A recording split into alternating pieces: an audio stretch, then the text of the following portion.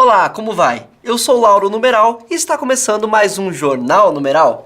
E para começar, vamos às manchetes de hoje. Vamos conhecer os números naturais, saber quais são e de que forma nós os utilizamos no dia a dia. Esses números são infinitos. Não existe limite para essa contagem. Nós sabemos também que os números possuem uma associação representativa. Conheceremos também o conceito de base numérica. Produzimos uma matéria interessante sobre as bases numéricas que usamos e nem nos damos conta. Você sabe por que usamos expressões como meio, 1/4, 1/8? Fomos atrás e descobrimos por que usamos frações. Usamos frações para representar resultados de divisões, inclusive em receitas.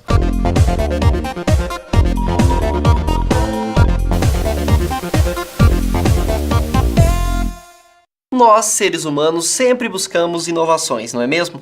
Criamos estruturas de linguagem, sistemas de numeração, ferramentas e, pasmem, criamos uma máquina exclusiva dessa emissora, que atravessa o tempo e o espaço.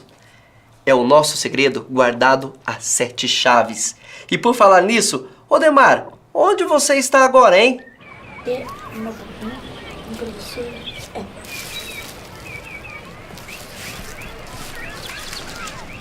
Olá, Lauro. Estou aqui nesse lindo parque para falar que dentre as principais criações do homem no que diz respeito aos números, está o conceito de base numérica. Lá vem você, hein, Odemar? Conceito de base numérica. O que isso quer dizer? Antes de responder a sua pergunta, vamos observar essas crianças que estão aqui ao meu lado, dividindo balas entre si para ver o que podemos aprender a esse respeito. Vamos conversar com esta moça, que parece ser a professora delas, para entender, de fato, o que está acontecendo. Olá, era muita bala para ir de uma em uma? Sim. Ao perceber que o número de balas era muito grande para distribuir uma por uma, a criança começa a distribuir uma mão por uma mão. Ah, mas, puxa, a ideia é bastante simples, não é não? É, e acredite, é de ideias simples que muitos conceitos matemáticos foram sendo construídos. Nós dizemos que a criança mudou de base. No início a base era 1, depois a base passou a ser uma mão. Mas, Odemar, qual é a base do nosso sistema de numeração? A gente só precisa de 10 símbolos para representar todos os números. Pois então, a base de nosso sistema é decimal. Sistema decimal. Isso, mas a gente também usa outras bases. Ah, como assim? Bem, olha, eu sempre digo para os meus alunos observarem a duração de um dia. 0 hora, 1 hora, 2 horas, 3 horas, 23 horas. Um dia e assim por diante. Ou seja, a base utilizada é 24, pois a cada 24 horas nós temos um dia. Outro exemplo é quando nós contamos os minutos. A base é 60, pois a cada hora temos 60 minutos e a cada minuto tem 60 segundos. Mas que interessante! Pois é, muitos povos utilizaram bases diferentes da base 10. Os maias, por exemplo, como eles precisavam de 20 símbolos para representar seus números, dizemos que a base do sistema maia é 20. E o sistema babilônico tinha a base 60, ou seja, eles precisavam usar 60 símbolos. Mas então, por que nós usamos o sistema decimal? Porque esse sistema acabou sendo adotado quase que universalmente. Mas isso não significa que ele seja melhor. Na verdade, se nós utilizássemos o sistema de base 60, também teríamos vantagens, já que o número 60 tem mais divisores que o número 10.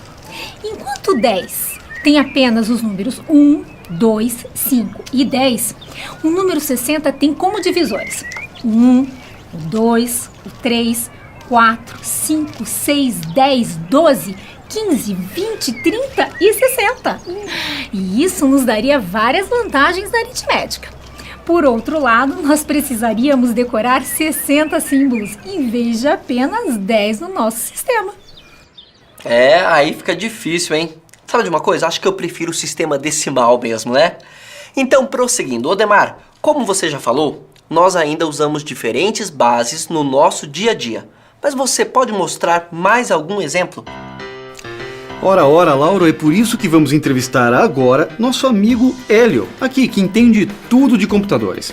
Hélio, você trabalha com um sistema bastante peculiar, não é? É isso mesmo.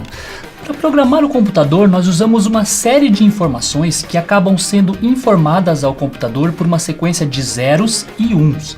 Cada um desses zeros ou uns é um bit. Uma série de 8 bits é 1 byte. Então, imagine agora um computador que tem um disco rígido de 160 gigabytes. Isso quer dizer que ele pode armazenar em torno de 160 bilhões de bytes.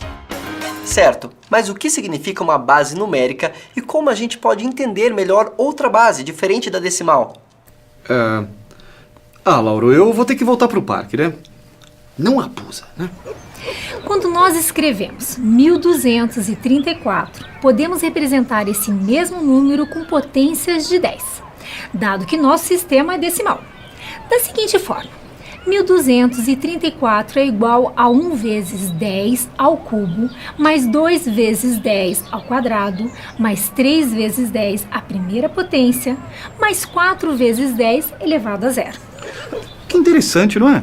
Já no número representado no sistema binário, só podemos usar os símbolos 0 e 1, como 10, 10, 10, 10. Quer saber quanto vale este número no nosso sistema? Vamos lá.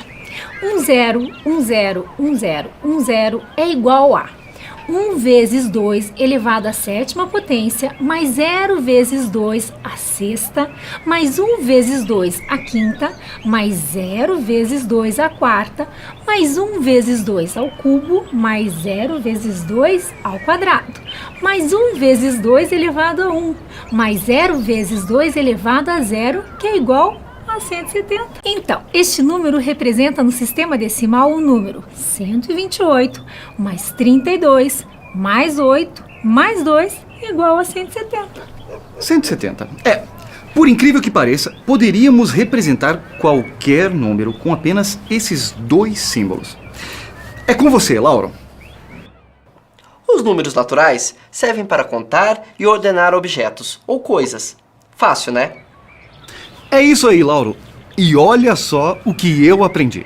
Esses números são infinitos. Não existe limite para essa contagem.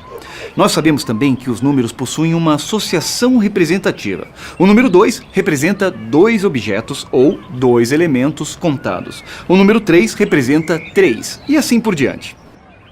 Bom, e agora chegou a hora mais gostosa do nosso jornal. Aqui tá um friozinho e nada melhor do que uma receita daquelas, não é mesmo?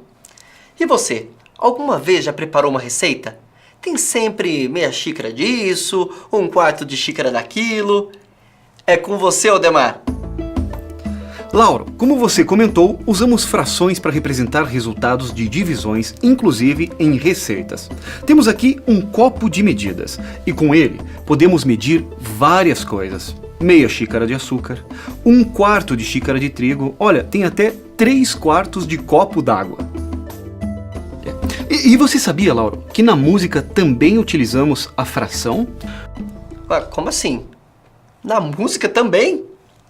Veja, existe no início da pauta uma fração. O denominador indica a divisão de uma semibreve para termos a unidade de tempo.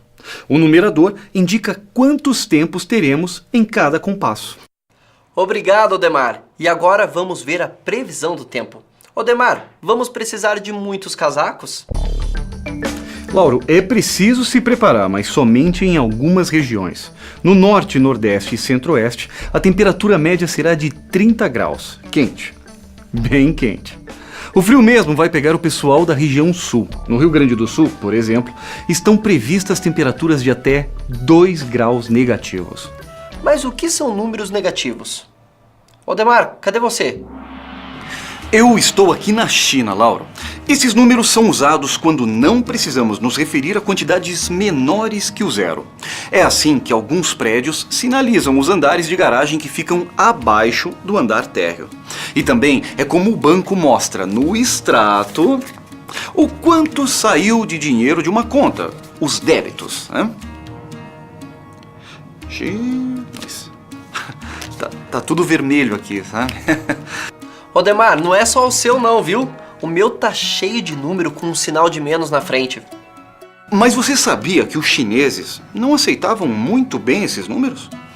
É isso mesmo, Lauro. Viajando pela China, conheci um senhor que me mostrou como os números negativos são usados.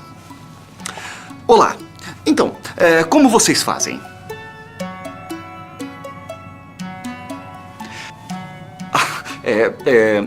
Produção?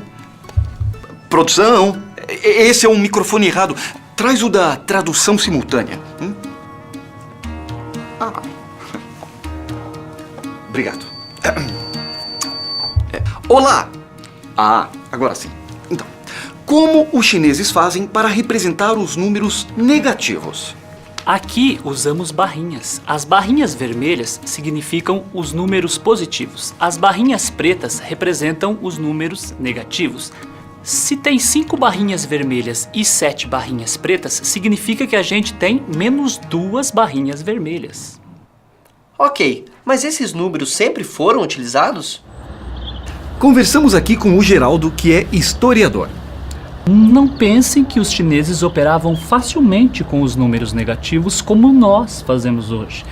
Eles não admitiam a ideia de que um número negativo fosse a solução de uma equação.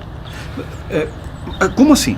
Por exemplo, a equação x mais 5 é igual a 2. Para eles não tinha solução.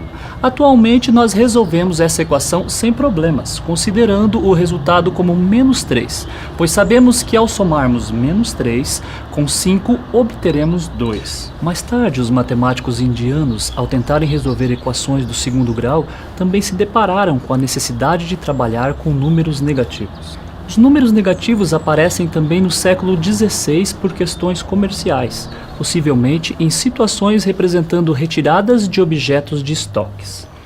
Por exemplo, imagine um estoque com 500 peças. Podemos registrar a venda de 60 dessas peças utilizando a representação menos 60. Quando o vendedor repõe essas peças, poderá representar mais 60 e assim por diante. Mas e como a gente chama esses números? Tem algum conjunto como os outros têm? Atualmente, os matemáticos chamam o conjunto de números como menos 3, menos 2, menos 1, 0, 1, 2, 3 e assim por diante, de conjunto dos números inteiros. Obrigado, Geraldo. É com você, Lauro. Olha só, muito interessante, hein? Gostei, nosso repórter está de parabéns mais uma vez. Mas agora chegamos ao final de mais um Jornal Numeral. Obrigado pela audiência e espero você no próximo jornal. Tchau, até lá!